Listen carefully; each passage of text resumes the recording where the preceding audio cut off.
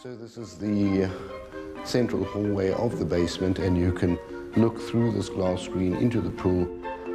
The super rich are maximising property value in the heart of London as never before. One person's large is another person's not large enough. But they're not building up, they're digging down, creating mega basements. The base of the house, which is the area that you see down there, is probably one of the deepest basements in this particular location. Some streets, 3 or 4 are all being done at once. And then no sooner is one finished than the next one starts up. Down here we've got the lower ground floor. It looks like an Alcatraz prison. People who are living here are multinational who probably got a house like this in 2 or 3 other countries. They're hardly ever there, are they? No, this is the Russians. Oh, they're Russians, are they? In the last 10 years, an estimated 2,000 new basements have been dug in central London, removing 3 million tonnes of soil. If this were happening in other places in the country, they would serve ASBOs on people for the amount of noise and disruption. People find they're living in what looks like part of strip mining in Kazakhstan. But with fortunes to be made by digging down, the basement building boom looks here to stay. My drains are blocked and I'm flooded as a result of concrete.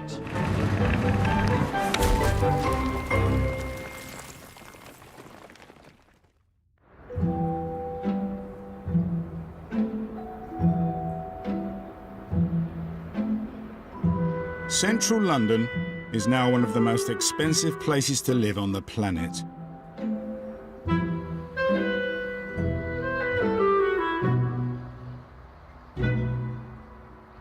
Buy a flat with a posh postcode and you'll have small change from £1 million. Leafy Hampstead is one of the wealthiest areas.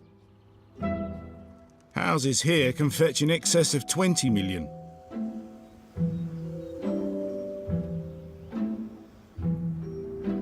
This 8-bedroom Hampstead home looks substantial already, but it's got hidden depths.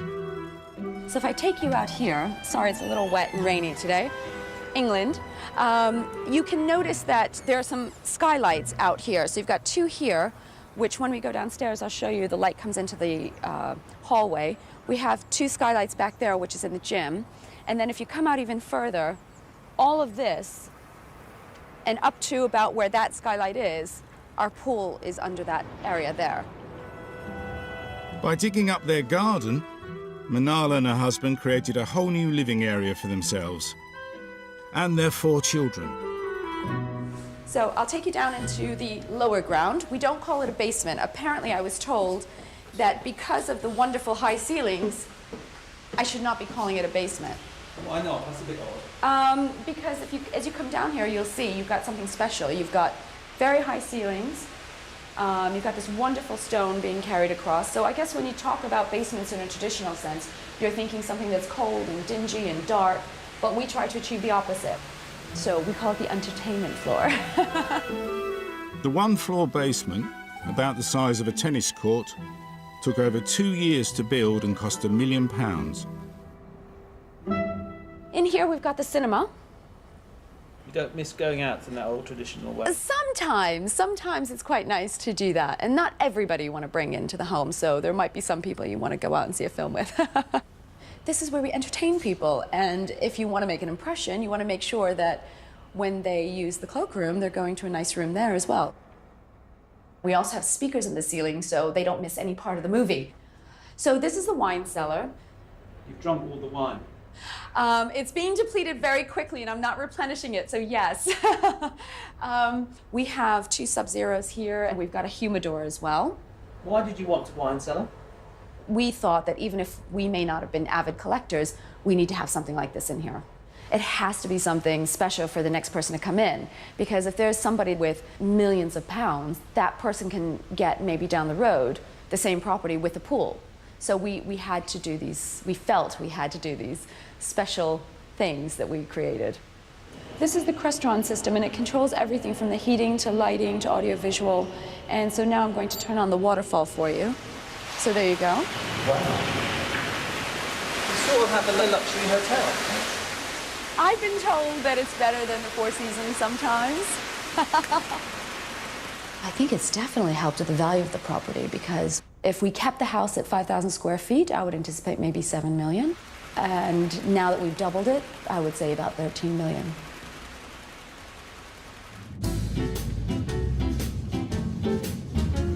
A couple of miles south is the Royal Borough of Kensington and Chelsea. Some of London's most valuable real estate is here, nestling within its 4.5 square miles. In this part of the world, the average price of a small terraced house is £3.5 million and rising. Property prices in central London have, on average, doubled every decade. For the past 100 years. Flats that we're selling today for £1 million, in 2024, will they be worth £2 million? Yes. In fact, there's a strong suggestion that they'll probably be worth more. Blooming heck. Blooming heck. And Jeff should know, he's been selling property in central London for 15 years. This is Holland Park, which is one of the more sought-after locations in central London. Most people around here are so wealthy they don't even have a mortgage. The Beckhams have recently just bought here, reportedly for about £42 million. It's a staggering amounts of money. Yeah, it certainly is. The record price around here, per square foot, is £8,500. That's 20 times the national average. So, digging down makes sense. In the last sort of 10 years, it's become the fashion to excavate not just underneath the house, but also to then push out underneath the garden as well. It just comes back down to the value that one can add, you know, tens of thousands, hundreds of thousands, or millions of pounds in profit by, you know, excavating a basement. And that's why you see so many of these houses with basements being dug. In fact, in 2001, there were only 46 planning applications for basements in the borough. Last year, there were nearly 450. And so Kensington has found itself at the epicentre of a subterranean building boom. You know, I guess a lot of these people, their net worth now, if you believe what you read in things like the Sunday Times Rich List, I think Simon Cowell's sort of worth is £250 million. And I think if you ask the vast majority of the general public if they got £250 million, you know, would they extend their house in London to the absolute capacity? Would you have all the boys' toys? You know, I think honestly speaking, the majority would. So, if you've got mega bucks and want a mega basement, then one of the go-to architects is David Wolfe, creator of some of the biggest basements in London. Not cheap, is it, this basement building? It's not cheap at all, but in the market we deal with, the people obviously have the income and the money to afford these properties, and we obviously facilitate doing it for them. David's client list ranges from Arab royalty to multinational CEOs. So to get a brand new spanking basement, you're talking what kind of figure? The work we do, they cost between 1 to 2 million, going up to almost 5 million, and then we could spend the same again on the finishes. So the basement in this house has got all the leisure facilities. It's got a swimming pool, gym, sauna, all the staff accommodation, auxiliary spaces, garages. We try and keep the heights in the basement actually even to be higher than those on the ground floor. So you'll find that the height on this level is about 3 meters, and then when you go down into the pool area, we increase it to 4 to 5 meters to give you that extra feeling of space. It's very splendid. The intention here is really that when you are in a basement that you don't feel as though you're in a dark dungeon. So we're coming into the hair salon area, which is over here. This is where the ladies can have their manicures and pedicures. It's very large. It is large, but I think it just reflects the current times, actually. People can luckily afford big mansions. This is the garage. It's built to accommodate 5 cars. This is the client's choice, and it's supposed to imitate a Ferrari red. Am I taking to think that the client might have a Ferrari? I got no idea, actually.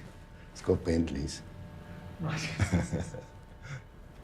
How much did it cost to make this house?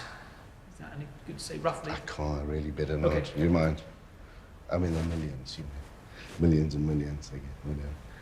You think this is rather good, this design? I love this one. What, you'd like to live here? I could be forced to. But living alongside the building of basement perfection can feel like a nightmare for neighbours. Lots of people accuse us of just being NIMBYs, but it's not about that. For a start, I've never objected to any of the developments where they've actually been building housing. Most of these aren't for houses, for space anyway. They're actually for cinema rooms and gyms and trophy projects. This pretty little street is just a stone's throw from Hyde Park, and it's typical of much of Kensington. Well, there's one that's up at the moment at number 1. There's number 8 that's happening now. With its period features and rich architectural history, it's protected by a conservation zone. There's another here at number 3 that is just completed. Which means owners can't build up or extend out, but they can dig down. One here goes down 3 levels, but it has a really, really tiny cinema room, which you couldn't swing a cat in. It had a utility room below that, and it had a wine cellar below that. It was such a nonsense. There are 7 basements already on the go, and one more is awaiting planning permission from the council. I've had 7 years of digging next to me, more or less constant for the last 7 years. It's absolute hell. It's a form of torture. That's relatively small compared with some of the ones that come down the street. The great thing is that everything's on. It's complete chaos for hours and hours a day. Because, you know, one of the things about basement work is, you know, it's substantively different from ordinary building work. Building up is, you know, it can be noisy and unpleasant, but digging down, the house shakes constantly while they're doing it. The drilling noise is horrendous. Some of the builds that I've lived next door to took 2.5 years to build. You can see now that lorry is on its way back. My car's paid the price. I just couldn't afford to put a new wing mirror back on. £300 every time it came off my... How many times did it 4 come times. Off? 4 times? 4 times. You can see, look what's happened here. 2 lorries in less than 10 minutes. And that's every day, all day. It's crazy. And nobody does anything to help. Absolutely no help at all. Last year, Kensington Council was up to its neck in a record number of complaints about basement building. If you look down there, that's a beautiful piece of landscape. I mean, they put back, there was always a basement there in the first place. Whether there's another basement underneath, I don't really know. There's one down there, you see, that's a basement there, because you can always tell a basement, because you can see the grinder. And that thing that goes over the pavement is the conveyor belt, and you put all the earth on there, you see, and it grinds up, and it goes into a skip, and then the skip lorry comes and takes it away. In this street, it looks like there's one down there as well. Oh, I'm sure. They're everywhere. It just changes the character of the street. Tim Coleridge fronts the council's basement policy. His inbox is overflowing with emails from angry residents. There we are, the earth of Kensington Chelsea leaving the borough. Borough's getting smaller every day. It's quite expensive earth as well. Very expensive earth, yes, that's right. As part of its drive to combat the mega basement craze, the council has frozen all new multi-level basement applications. I find it, as an elected member, quite embarrassing, because when residents say, please, please do something about this, our lives are becoming a misery, the borough has changed. It's not like it was 20 years ago. If you're elected, you feel a great sense of responsibility for that. But, of course, we have to work within planning law. So, to some extent, we have been helpless. And we don't like being helpless. So what we're doing now is making a real effort to change our policy. We're not going to ban basements, but we will actually rein back the worst excesses of it. And the council's freeze on basements is bad news for property developers like Alan Waxman. When I'm out on my scooter and looking at opportunistic sites, I mean, generally speaking, what we look for is knackered old buildings. Some agents call me the mole because of the digging down. Other agents may have more juicier words for me, I don't know. He's been in the basement game for 15 years and has made millions digging mega basements under some of London's most prestigious postcodes. The first Muse house I didn't even think of doing the basement. But now it's nearly like a necessary evil. Without doing it, you can't get the numbers to stack up.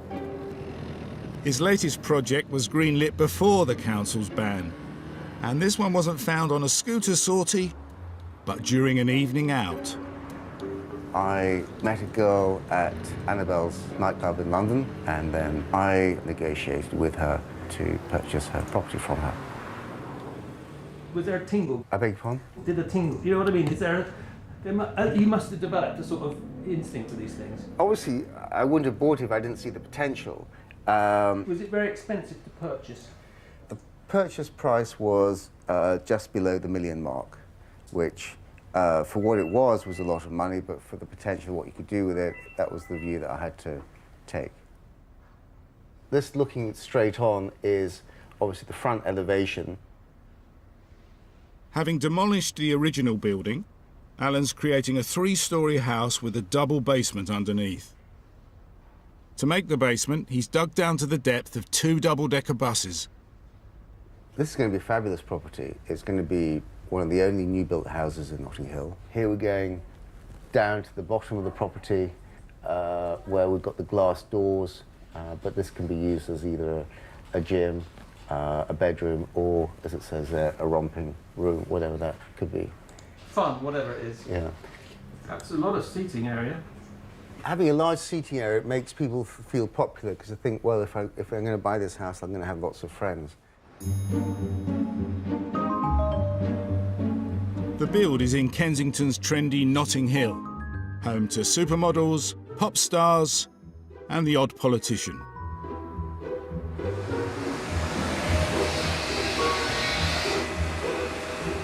Alan's meeting top estate agent Mark Somerville to make sure he's creating a basement that will fit the exacting requirements of the average millionaire.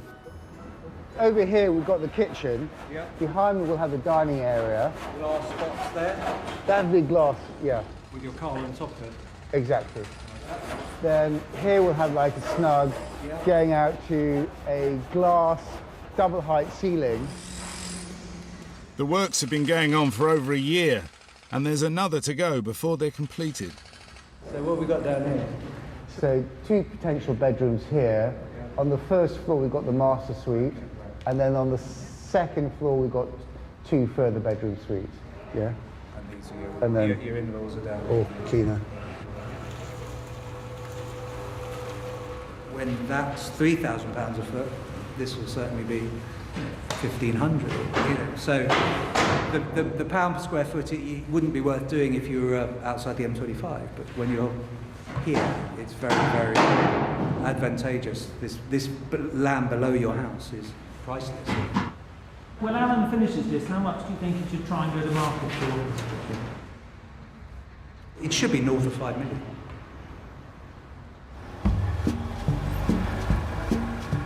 In 2008, Alan put something in a basement that is so unique, you couldn't make it up. A lot of wealthy people have very boring lives, and they like things to talk about. So we thought, well, let's put in a 10.5 metre waterfall. Oh my God. Has anyone done that? No one's done that in London, did you know? Not in a private residence, no. And especially not in a Muse house. So here behind you, if I... Where's the water? When the water's running, we have lights underneath here. Start to get a feeling of the ambiance. It's very, very large. People seem to like it. With this project, we won Best Interior Design in the country, Best Development in London. I mean, you're seeing this, James, for the first time, and I think you can agree you didn't expect to see what you saw. Beg pardon? Sure, you wouldn't want to fall down there. I would say that a house like this is reassuringly unchild-friendly. You know, it's got lots of sharp edges. It's not great for kids. Alan sold the Mews house in the depth of the last recession, and its hard edges didn't seem to bother the buyers. We sold it to a French and Russian couple. They paid about $7.5 million for it.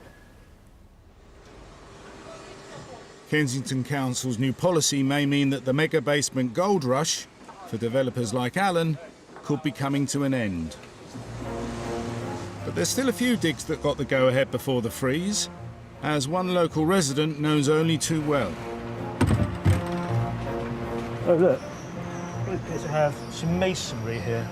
Jeremy works from home in a basement flat next door to one of the borough's biggest excavations. Charming. So much for health and safety. Nice builder's cigarette thrown out of the window. OK, we have a nice crack here. You can see through to next door's garden. This wasn't here before. My surveyor's been around to look at it, and his view is that this wall, as a result of the excavations next door, has moved in the direction of the building site. It's a disruption to my own existence. It's a complete lifestyle change where you have no life. This is a very simple transaction next door. They're looking to attract overseas money and make a big return. The original house above has been hollowed out, and below they're digging a double basement deeper than the depth of an Olympic diving pool. Excavations on this scale can take over 2 years to complete and have earned the nickname Icebergs, because there's more house below ground than above. They're going to be putting in a sauna, jacuzzi, cellar room, all the trappings of the super rich. Is that what upsets you, or is it the... No, it's the manner in which they conduct their operations. They're entitled to do works on their site, but they have ample room to do those works on their site without pervading into everybody else's lives and controlling everybody else's lives. Originally, when the developers came in, the message was very clear. This is going to be difficult for you. We're here and we're available. Here is my number, here are my details, any time of the day or night. Nothing of the sort. It disappears quicker than you've had hot, well, it just disappears. The whole thing is stacked in the developer's favour. They know the games. They know how to play them. What's going on, Darren? I think we have a concrete delivery today. One of a number, I guess. Modern basements aren't made out of bricks, but reinforced concrete. A dig like the one next to Jeremy will use 2,000 tonnes, which means over 100 separate loads of concrete delivered by specialist tankers. The volume of traffic means that every dig has to have a traffic management plan agreed by the council. And Jeremy is monitoring every transgression. That is a breach of their traffic plan. They're not supposed to reverse up this road. I've seen it happen 7 times on a single day. This is having impact for residents, businesses, everybody going about their daily existence. You are basically inundating this road and taking it over, and the net result is, contractually, they are in breach. It's that simple. It demands an injunction. An injunction would stop the building work? Yes, an injunction would stop the building work until such time as they agreed terms and agreed to respect those terms. What are you doing? I'm sending a copy of the video I've just taken to the council enforcement team for action. I need a new phone. Why? I've got far too many exhibits on here. I've had to dispense with the normal things that people have on their phones. Emails, music. You've got, what, lots of pictures of ground lorries and concrete mixers? I've got approximately 4,000 to 5,000 exhibits. Wow.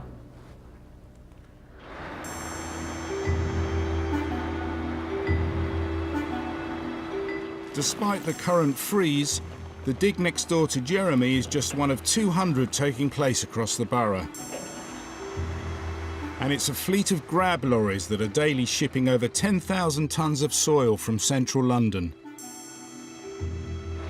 And they like to start early. I've got all my flashing, my beacons, and I think it's quite a mess. Just sit and wait. Mark's been shifting muck around London for 4 years. The last time I'd done this job, I was actually on the crane doing the grab, and one of these, there's a lady that lives along here, she pulled up behind me and she said to me, look, you've got to move because I've got all my my shopping that's defrosting. And I said, I'm very sorry, I can't move. She weren't happy at all. All my shopping's defrosting, she said to me. If you got any conscience, you won't matter grab driver. You got to be as ignorant as big shit you have. Strict rules prohibit grab lorries starting work before 8 a.m. Break them, and the developer can be fined thousands of pounds. It's time to wake up, Kensington and Chelsea. It's 8 o'clock, it's 8 o'clock. I'd love to get up at 8 o'clock. I don't even get up 8 o'clock on a Saturday.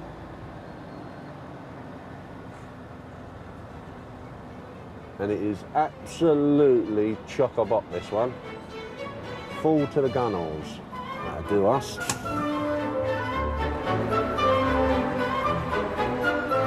This sand and rubble will be recycled back into the building industry.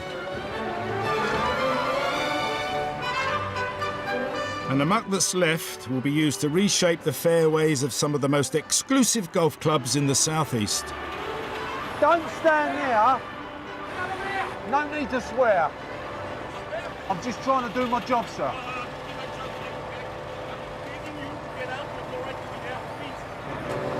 Yeah, you got an argument. He's coming round, he's going to give it to us. He wants to get his kids to school. Any normal person would just sit and wait, wouldn't they? But not him. The joys of being a grab driver.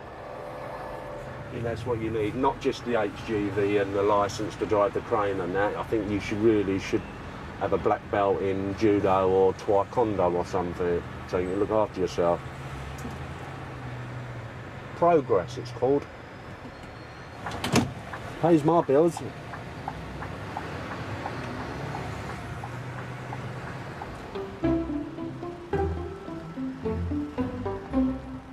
For one long-time Kensington resident, news of the freeze on mega basement builds hasn't come a moment too soon. This one's been at it for at least 2 years, probably 3. When you talk about it, it sounds like they're involved in some criminal endeavour.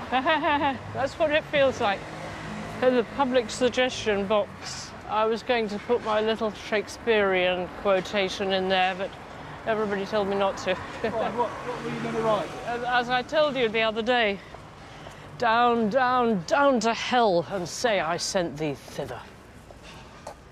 Annabelle lives here, just off Kensington High Street. Looming at the end of her road is a large mansion block that was due to be revamped with a double basement garage. The council's freeze means that for the moment, at least, it's on hold. There's lots of plans for Allen House.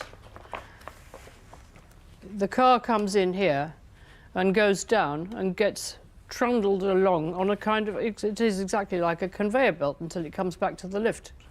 How noisy do you think this is going to be? Working on a building like this is going to be terrible. It's going to be bang, crash, wallop all day long. We're going to wait and see first whether they get their permission and see how bad it is. But I think we will need a place as a bolt hole just to run to when we can't take it any longer. Annabelle has reached the end of her tether with basement digs. Her street is one of the most developed in the borough. Half the houses are being done up, most with basements, doubling their value from 5 to 10 million pounds. Annabelle and her husband Stanley have lived here for 23 years, and for the past 8 have been hemmed in by building work. I mean, we've tried so hard to stop all these developments, and all to no avail. I mean, the local planning officer gets these letters, and they mean absolutely nothing. And they allow this permission for 1 floor, 2 floors below, and we have this nightmare on our hands. You can hear now. This goes on all the time. All along the row, out of 12 houses, we've got 6 of them at it. That's a lot of development. It is, and it's practically every other one, so everyone in the whole terrace has got a naughty neighbour. It's torture. Well, the first 15 years that we lived here, we never had any problem from any sort of neighbour. They were all lovely and they were all friends. And now that has all gone. Is it like being at the dentist? Is it what? Like being at the dentist? It is actually, yes. It is like being at the dentist. Oh, it's awful. With 2 more of her neighbours waiting to hear if the council will greenlight their basement builds, Annabelle is heading to a local estate agent to hatch an escape plan. Perhaps we may have to think of getting a place to use as a bolt hole. I'm not interested in anything so-called modern. Super, understood. And how many bedrooms do you need, Annabelle? Well, we need 2. OK. And, of course, I'm not very happy about the idea of selling it to the enemy. As you know, within the Royal Borough at the moment, there are so many planning applications which they're currently stalled up at the Royal Borough of Kensington and Chelsea Planning Department and working out whether or not they're going to approve or decline. But I think there are very few streets left in Kensington and Chelsea where you won't have some form of building work going on. That gives us a huge difficulty of where do we go to? It's 4 weeks since Kensington Council declared a moratorium on mega basement applications. BBC London, 94.9 at 7:47. We're now joined by Conservative Councillor Tim Coleridge, Cabinet Member for Planning Policy for Kensington and Chelsea. Good morning, Tim. Good morning. Now, we do have an issue with space in London. What's the problem with building downwards? It is extremely trying for our residents when street after street sometimes have 2 or 3 basements being dug at the same time. And that's increased, I think, tenfold in the last 11, 12 It looks as if digging double basements, known as icebergs, may be banned completely if the council can get government approval. And I suspect that every council in London will be looking to see whether we get this, and they will almost certainly follow suit. Westminster is a neighbouring borough that's paying close attention, because here in Belgravia, a basement build went so badly wrong that it's become the stuff of local legend.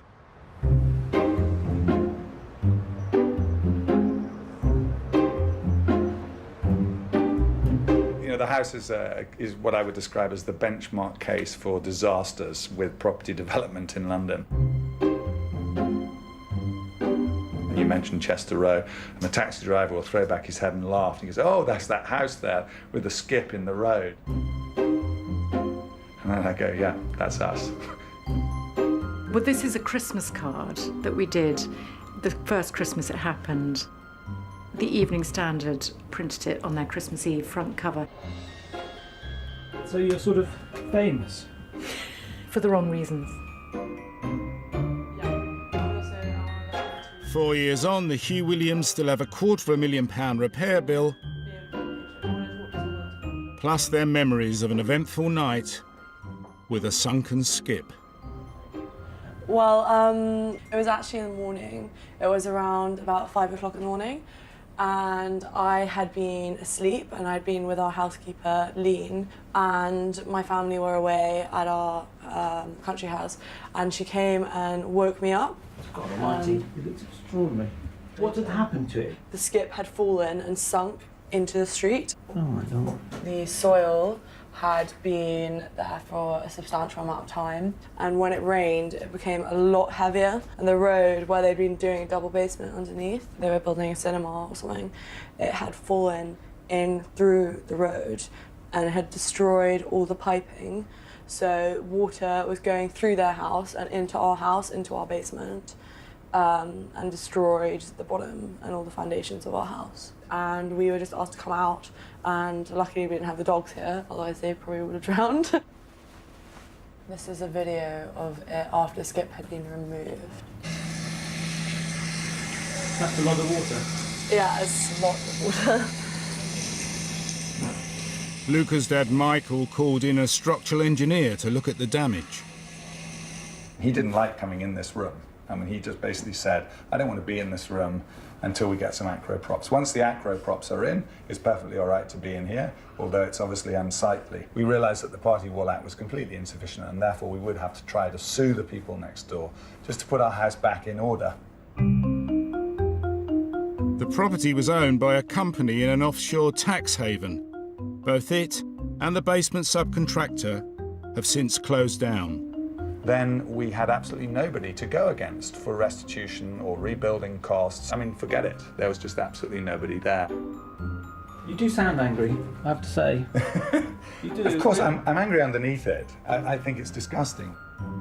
I don't really want anybody to feel sorry for me, but I do want people to learn from this process and realise that actually when people do this kind of thing, it's completely irresponsible. The law is absolutely insufficient to protect homeowners.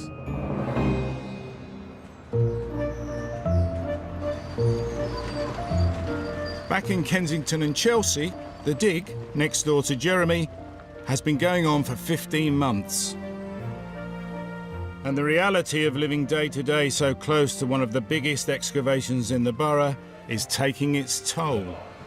Stop it! You never stick to your area. You have another frontage the other side, and you have it this side. Okay? So you just stop doing it. If you're reasonable, I'm reasonable. But when you overstep the mark, the answer is not. The work is here, it has to be done. Not at my expense and not at my inconvenience. There's a middle ground. Well, I think it's perfect. I'm perfectly within my rights to say, listen guys, you have your area, it's a double frontage. If you want to use that double frontage, fine. But at the end of the day, you don't come across mine. And if you want to come across mine, then you ask to do so. It's that simple. Another thorn in Jeremy's side is the army of grab lorries servicing the dig. We've seen examples where these things have been here for nearly an hour at a time. On average, you know, we've had our road blocked for 3.5 to 4 hours a day.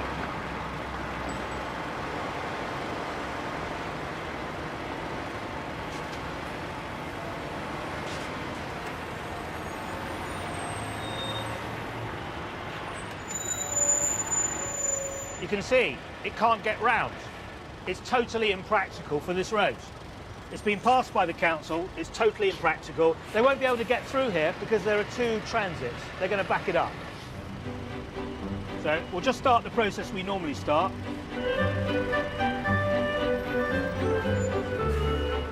There is no way they will be able to get through that. I mean, it's almost like going for your driving test and doing a 3-point turn all over again.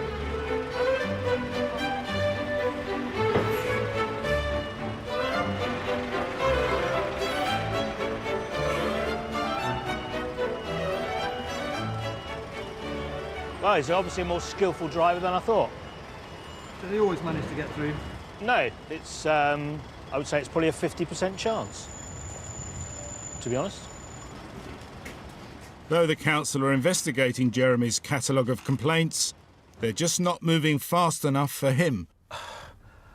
I can't believe that the council authorities will not attend to this for the remaining duration of the build. It's not as if it's 3 months, it's over a year.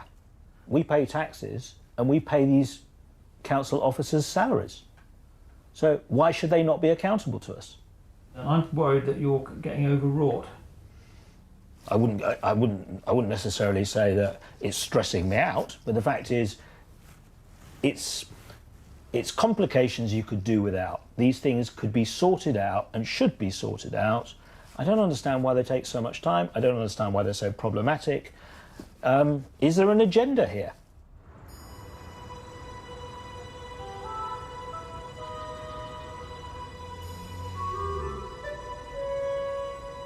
Away from the bitter battles in central London and pushed along by rising property prices, the basement craze is spreading. Do I look as if I've got brushed my hair? So how long have you lived here, John? 50 years. Yeah. And how's the neighbourhood changed? Gentrified, is that the word? Yes. Yeah. People have moved in, judges and doctors and lawyers and all that. These houses have gone from, within the time that I've lived here, from 30,000 to 1.5 million. I mean, that's kind of a bit freaky. Where East End was always classed as slum area, And now suddenly everybody wants to be in the East End. What's it like having all these basements dug nearby? Doesn't really worry us at all. I don't worry about things like that. But as local basement builder Roger knows only too well, not everyone is eager to jump on the basement bandwagon. I've observed what's happening up there. There's a couple of basements that have been going on for about a year, I should think. Well, that's because there's like 5 in a row, so we've gone from one to the next one to the next. Is that you as well? Yes. Oh, bloody hell. People who are having it done or thinking of having it done are absolutely fine. But the people who've got no intention of having it done are obviously not keen on it in any way, shape or form. Roger's been in the basement building game for 6 years. The starting price of one of his digs is £160,000. We started off doing one and then the neighbour saw it and it just kind of snowballed from there. How long have you been working on this street, Roger? Been working on this street for well over a year now, and I think it's going to be for a few more years to come as well. Hopefully I'm not becoming a height figure. Trouble is, it is classed as major structural engineering works. You can't make an omelette without smashing a few eggs. One of his current clients is Jo. For her and her husband, digging a basement is about keeping a home in London for themselves and their 2 children. We've outgrown the house. Tried buying locally, it's just there. Our offer was not even responded to. So this was our option for staying in London. You know, past 14, I don't think our kids would ever forgive us had we left London. But we've got this next 8 years of kind of kid madness to get through, and it's how we do it without us going mad. So their solution is to spend £210,000. But Jo won't be adding a wine cellar or a swimming pool, just some vital living space below stairs. This whole kitchen area will start at this wall and go to the end of the conservatory, and that will be the footprint of the family room downstairs. Ron next door, who is an 87-year-old ex-flamenco dancer, he said he doesn't care. This area, there'll be a bathroom area and a walk-in wardrobe. Our other neighbours on the other side that live in a council property, they're fine about it, they've been really helpful. This footprint will be bedroom, master bedroom. It would be odd for it suddenly to meet resistance, you know, because everyone's sort of, oh yeah, we understand the houses are quite, you know, and everyone's struggling to fit in with kids. Roger's dug 50 basements this year, and he's on target to triple that next year to 150. Thank you. Cheers. We just completed a basement for a guy who's a forklift driver and lived in London all his life and scraped the money together, remortgaged his house and we just completed his basement. In the country, people just wouldn't consider digging a basement down around there. You just put your house on the market and buy a bigger one. It's just the London boom. Back in Kensington and Chelsea, it's the moment of truth for the council. After 2 months' consideration, the government's planning inspectorate has finally reached its decision.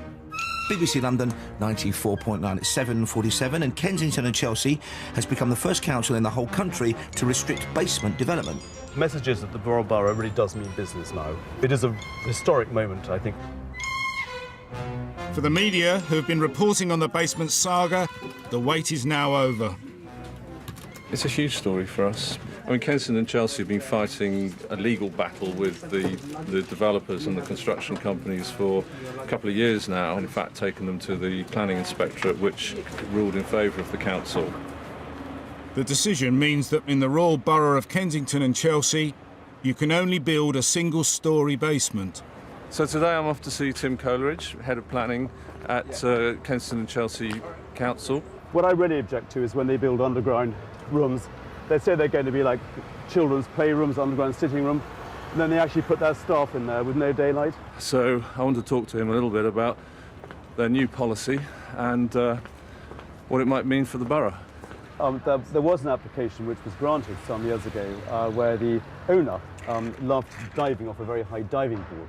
So he built a swimming pool in Notting Hill Gate, which is high enough to dive off a 20-foot board into his very deep swimming pool. But you might put off billionaires from living here because they might think, right, we'll go to Marylebone instead. They're very welcome to do so. How are you? How are you? Very well, again. Good to see you. Nice to see you again. It's not going to stop people applying and building modest one-storey basements, which will have their own difficulties. But they had to make their choice, won't they? Do they want the single-storey basement to be the swimming pool, or do they want the single-storey basement to be the wine cellar? What a terrible choice. What a tough choice to make, you know? Yeah. So that's the end of the Iceberg home as we've known and loved it. What are we going to write about? What do you have to do now? You have to go and cut that all up a little bit. Yeah. Get it down to 3 seconds. I thought it was very interesting. I still feel, however, that even the single-storey basements are going to carry on in large numbers, so I don't think it's the end of basement hell for central London by any means. And so the divisive Iceberg home has run aground in Kensington. There will be no more double or triple basements built here. But for basement digs already on the go, and for developers, builders and neighbours caught up in them, the journey is far from over. The Royal Borough of Kensington magazine, I saved it for you. The end of Iceberg homes. But they're still allowing 1 floor down. Isn't that a good thing? Well, it's a good thing that it's not 3 floors, but 1 floor's bad enough.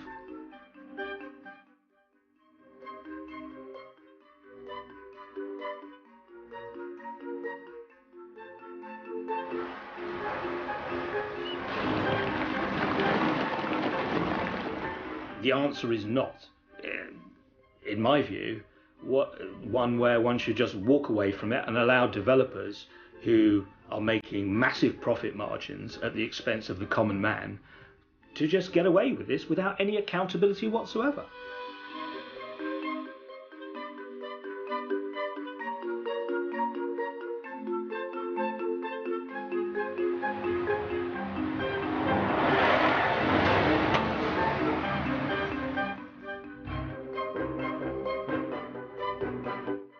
Tonight's film coming up next, Dustin Hoffman, Susan Sarandon and Jake Gyllenhaal and the thought-provoking family drama Moonlight Mile.